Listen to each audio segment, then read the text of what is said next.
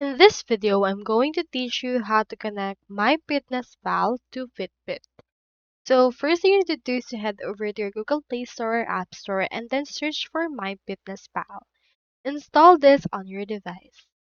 Next, make sure that you have already purchased your Fitbit online or in store. Once you have it, make sure to set it up. Now, in order to connect those two together, I have in here this Fitbit Facts. So onto the web, log into myfitnesspal.com and go to the apps option. You can also visit this link in order to actually go and then select and connect accounts. You can search for the app gallery and search for Fitbit tracker and click on the disconnect option.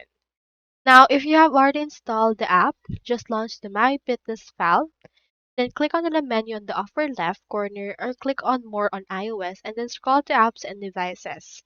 Look for the Fitbit tracker from there and click on the disconnect option right here or right here in order to connect those two together. So that's all there is today and I hope this video helped you out.